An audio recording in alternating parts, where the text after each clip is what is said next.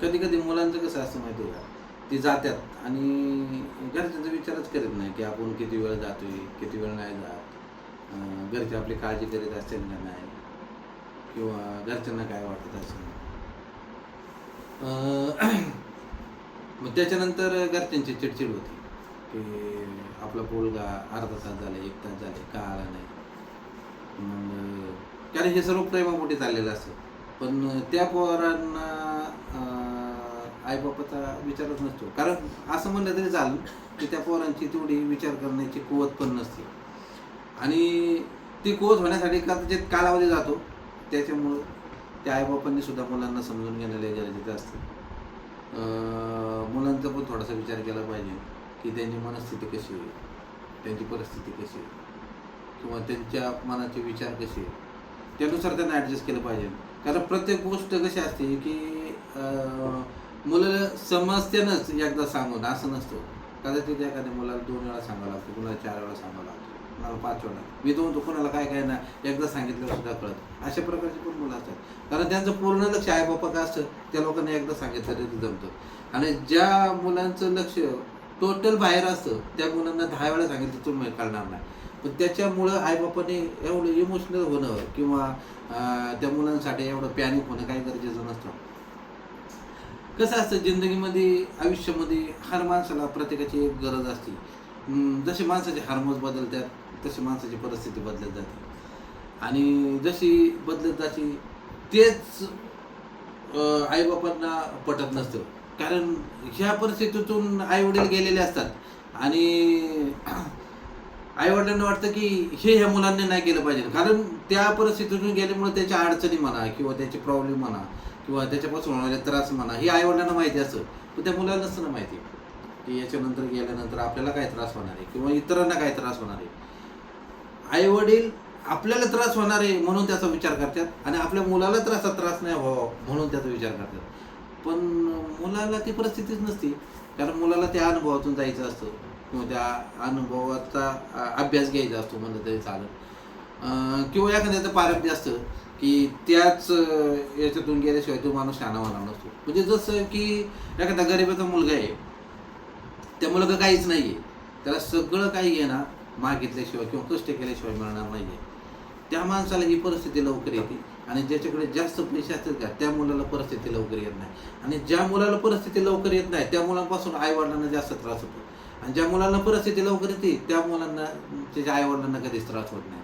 म्हणजे असं कधी होतं की मग आईवडिलांनी त्या मुलांवर परिस्थिती आणली पाहिजे का, किंवा त्या मुलांवर त्याचे वेळ आणली पाहिजे का की. पण आईवडील कसे असतात, भावनिक असतात. प्रत्येक आईवडिलाला असं वाटत असतं की आपल्या मुलावर वाईट परिस्थिती नाही आली पाहिजे किंवा त्या मुलांना काय म्हणतात आपण एक की त्या संकटातून नाही गेलं पाहिजे. त्याच्यासाठी प्रत्येक आईवडील आहे ना की स्वतःची ऐपत नसताना पण किंवा आपली परिस्थिती नसताना सुद्धा त्या वेळेचा किंवा त्या परिस्थितीचा विचार करतात.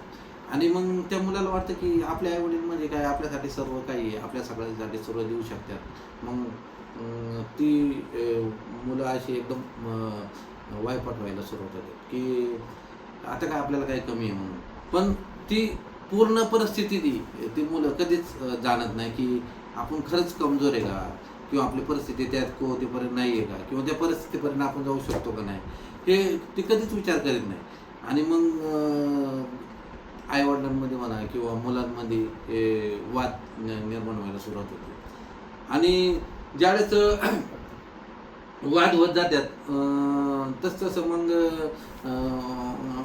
परिस्थिती बदलते. कुणी आईवडील पोरांना दोष दिले जातात, मुलांनी आईवडिलांना दोष दिले जातात.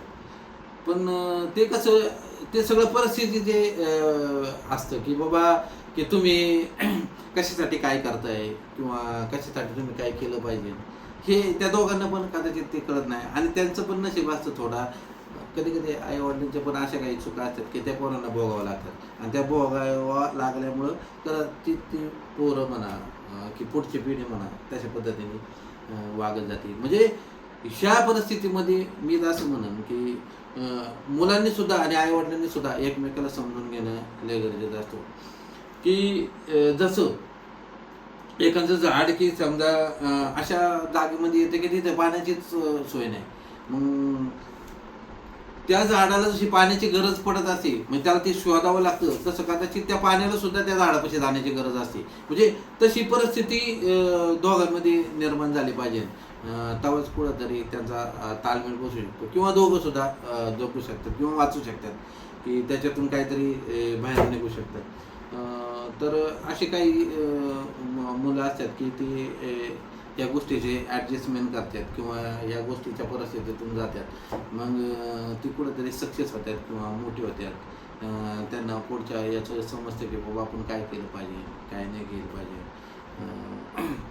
मग अशा प्रकारची मुलं जसजशी मोठी जातात की तसतशी मग त्या आईवडिलांना आपल्याला ती हवीशी वाटायला लागतं की बाबा ही मुलं बघा, काही परिस्थिती अशी असते, समजा जास्त मुलं शिकली आणि जास्त चांगली झाली तरी ती मुलं आईवडिलांसाठी घातक असतात. कशी असतात तुम्हाला त्याचं एक साधं उदाहरण सांगतो, की एखादा मुलगा जर जास्त शिकला, अभ्यासू झाला की तो बाहेर देशात जातो, तिथं जाऊन नोकरी करतो, भरपूर पैसे कमवतो, पण तो कधी आईबापाला परत भेटायला येतच नाही किंवा येऊच शकत नाही. आईवडील इकडं एक्सपायर झाले म्हणून किंवा त्यांना अडचणी आल्या तरी तो मुलगा तिथली नोकरी सोडून येत नाही.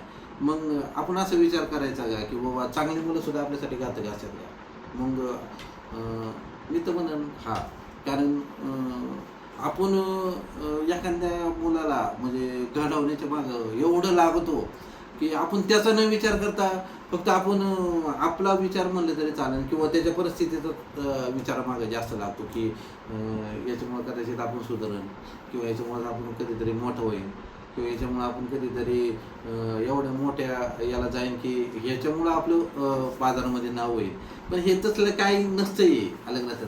कारण प्रत्येकाची जिंदगी ही वेगवेगळ्या प्रकारची असते. म्हणजे मुलांची जिंदगी वेगळी, आईवडिलांची जिंदगी वेगळी. पण आईवडील कसे ते ताळमेळ बसूनच देत नाही की बाबा मी माझी परिस्थिती वेगळी आहे, मुलाची परिस्थिती. कारण कसं असतं, आपण जे दिवस काढलेले असतात ते मुलांनी काढलेले असतात तर असंच नाही, किंवा आपल्या परिस्थितीमध्ये तो मुलगा असतो असं पण काय नसतं. मग त्यावेळेस त्यांनी विचार केला पाहिजे की बाबा आपण आपल्या मुलावर किती दबाव टाकला पाहिजे किंवा त्या मुलांना किती इग्नोर म्हणतो, तो एक शब्द आहे की त्याच्यावर किती लादलं पाहिजे, किती प्रमाणात त्या पोराला की सांगितलं पाहिजे की ते त्याची कुवत नसताना आपण त्याच्यापेक्षा जास्त जर सांगत गेलो तर कदाचित ते पोरगा की हैराण होऊन जाईल आणि त्याला ते आपल्याला काही कळणारच नाही की आपल्या आई वडील आपल्यासाठी काय म्हणतात किंवा आपल्याला त्यांना काय सांगायचं असतं ते. त्याच्यामुळं मी तो म्हणतो कधी कधी ना, कधी चांगलं जसं वाईट असतं तसं वाईटच पण चांगलं असतं, पण ते शोधता आलं पाहिजे प्रत्येक माणसाला. कधी कधी एखादा मुलगा लहानपणी एवढा टुकार असतो की त्याला कळतच नाही आपण कसं वागतोय ते, आणि एखादा असा त्याला धक्का बसतो आणि तो एवढा चांगला होतो की आयुष्यभर तो आईबापाची सेवा करतो म्हण किंवा आईबापासंग राहतो. मग अशा परिस्थितीला आपण काय म्हणू की त्याला आईबापाने घडवलं म्हणू, का तो स्वतःच घडला म्हणू, किंवा त्याला परिस्थितीने घडवला. तर मी असं म्हणन, ज्या परिस्थितीमध्ये आपण आहे ना त्या परिस्थितीमध्ये राहता आलं पाहिजे. कारण कसं असतं की दिल्या घरी सुखी राहा, एक आपल्या पूर्वजांची म्हण आहे, तशा परिस्थितीमध्ये आपल्याला राहायला पाहिजे. आपला मुलगा बावळाट आहे ना, त्याच्यासंग तसंच राहा, त्याच पद्धतीने राहा. किंवा आपला मुलगा चांगला आहे तर त्या परिस्थितीत राहा. तो आपल्याला संभळेल नाही संभळेल याची मी तर म्हणतो अजिबात अपेक्षा ठेवू नका, की त्याच्यापासून काय मिळेल याची पण अपेक्षा नका ठेवू. तुम्ही फक्त आणि फक्त जसं जगता येईल, आजचा दिवस उद्या, उद्याचा दिवस परवा, जसं परिस्थिती निर्माण होईल तशा पद्धतीने वागत जा. तुमचा आयुष्य सुजलम आणि सुफलम होईल. थँक्यू. ओके.